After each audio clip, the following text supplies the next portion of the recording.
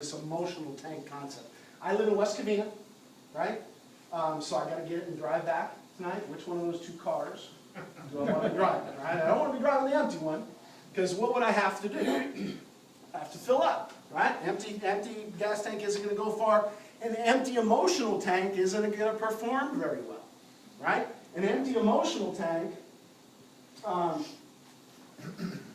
mean, think about it when we're in a bad mood. I mean, sometimes you're just, you're pessimistic, right? And you don't want to try hard and give up easy, right? Kids are like that, right? When they're down on themselves a little bit. So we got to fill their emotional tank so that they deal with adversity a little bit better, right? They're a little bit more positive. And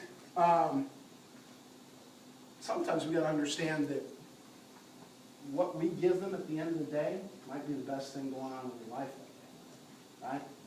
I mean, this little kid that I was telling about the struggles, we had practice and ended, we tried on uniforms and whatever, and I'm giving him a ride home with my son, and he, man, I hate my dads.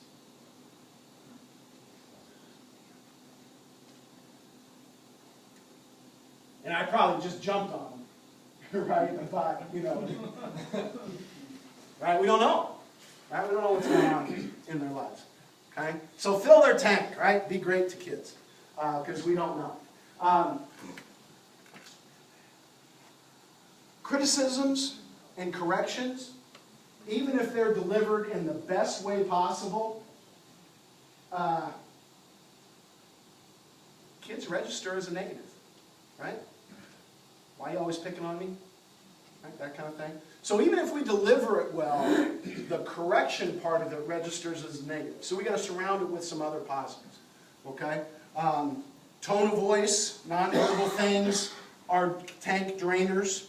Okay? The silent treatment is a tank drainer. Right? And you all have that look probably. I'll tell you, my oldest son, when he was playing, he would take, sometimes he'd take a swing and he'd be off balance. It would not be a good swing, right? And my self-control ritual was to, in the third base coach's box, touch the back line of the coach's box and come back. And by then I was done, right? I was all better. So that, I thought, okay, I'll do this. He was 6, 7, 9, 10, whatever. And then years later, when we were able to talk about stuff, he said, you know what, Dad, sometimes I would take a swing and I would look down for a tip, right? And you would turn your back on it. And I explained why, what I was trying to do. But the silent treatment bugged him, right? And so we got to be careful. And then when I would, if I was upset, I would try not to show that I was, right? The stone face, no emotion thing. But then I realized that they didn't know, sometimes they didn't know if I saw it. And if I didn't react, they didn't know that I saw the mistake and that it was okay. So they didn't get that reassurance. Even though I wasn't angry, I didn't give them anything that said, I saw it, it's okay. Right? So they need to know you saw it too. So, that being said, we've got to, come up with all these, catch them doing something good. Right? Find different ways to fill their emotional tank with eye contact, right? A smile, a high five, use their name in a positive tone, right? And you surround a correction with that, and all of a sudden it gets delivered in a nicer package, right? And that's really what we want to get. We want to get, research shows that we want to get to a particular ratio, and this ratio keeps coming up in all sorts of things. Studies on education and business. One of the very first papers I did when I was in college on coaching was on John Wooden's last basketball team. And they charted all of his acts of teaching, and this is way before PCA even thought of existing.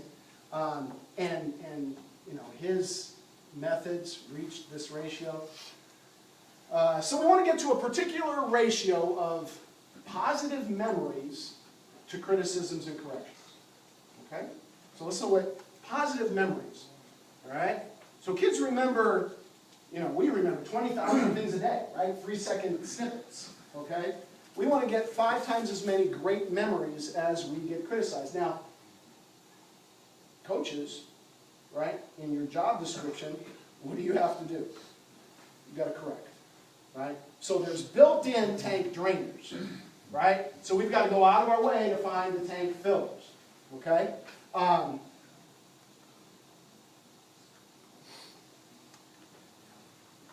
Kid charges ground ball,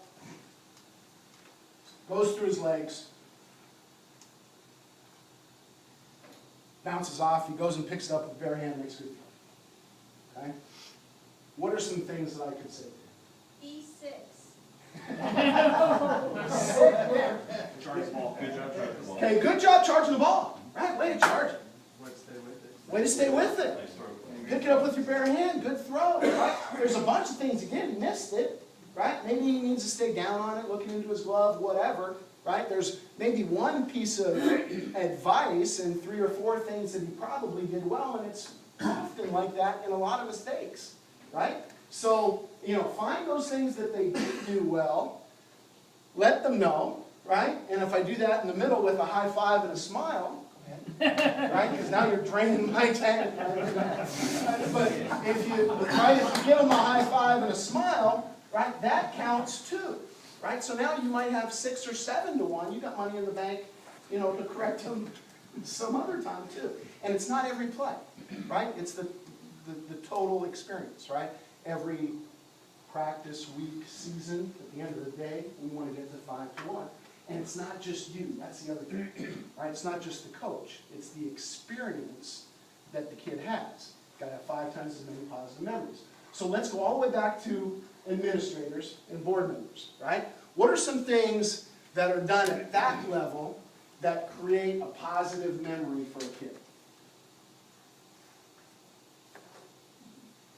Right, at the board level. What do board members do that kids remember that they like? Plan special events. Special events, right? Opening ceremony, special day, picnic, closing ceremonies, fun stuff, right? What else? Recognitions, right? What else? Trophies, pictures, nice fields, scheduled games that go on time, snack bar, great, right? Kids remember the snack bar, right? So all kinds of things that the league can do to create positive memories for kids, right? Now we go one step below. Parents, right? Parents are in on the deal too. You guys could do a great job for an hour and a half, 2 hours, and it could be ruined in a 5-minute ride home with the wrong mom or dad, right? So we've got to get them in on the deal too. They've got to understand this 5-to-1 ratio is important, okay? And they can't do anything about what your job is, right? There are going to be some days where you're going to have to correct and correct and correct, and you might be on the wrong end of the score, and it's going to be a rough day, right? Parents can't do anything about that. So what do they need to do?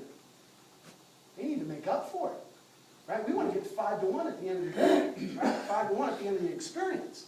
They can't take a bad day and make it worse by piling on, right? And that's usually what they do, right? They want to make more corrections. They want to jump on your job, and they want to make more corrections and talk about the more things that went bad, when really, they should go get pizza and ice cream and, make up for it instead. So if I was going to talk to your parents, that's what I would tell them, right? I would say, you can't do anything about it, so you've got to make up for it, because as a team, we're trying to get to this 5-to-1. That's our score, right? We're trying to get to 5-to-1. So, parents. And then players, teammates. They're in on the deal too, right? If you've got teammates that are picking on each other and ragging on each other and criticizing each other, that's going to bring the culture down. That's hurting that ratio. That's going to drain tanks. So instead, get the team involved in filling emotional tanks, okay? We use the buddy system, right? Call it a buddy system. You and I are partners. We're playing catch, right? Everybody's paired up, right? We're all playing catch at the beginning of practice. So we're partners today, okay?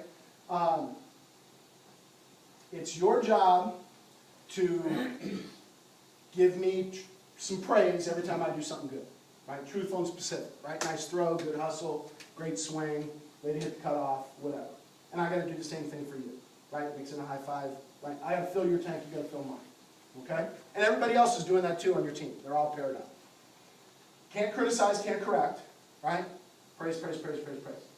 So that does a couple of things. One, it's gonna fix that ratio a little bit, because we're getting praise from each other, so when you correct me, right, it doesn't mess with the overall ratio of what's going on, right? The other thing it does about your practice is this. What is the most basic thing he's got to be doing to be able to tell me that I did a good job? He's got to be paying attention. Right? That's half the battle in half of our practices, right? To get kids to pay attention. And if I do something good and you see him not praise me, right? Now you can ask him, hey, did Ray do a good job? Right? What did he do? And then, so instead of yelling at him for not paying attention, right, we can get involved in that. In order for me to explain to him that he did a good job, what do I have to know? What he did, right? I have to know what he did and what a good job looks like, right? So I got to know what good is. So now we're paying attention and we're thinking and we're talking to each other in a positive way. Is that going to create a better practice just right there? Right? That's going to create a better culture. So that's going to make your job easier too. I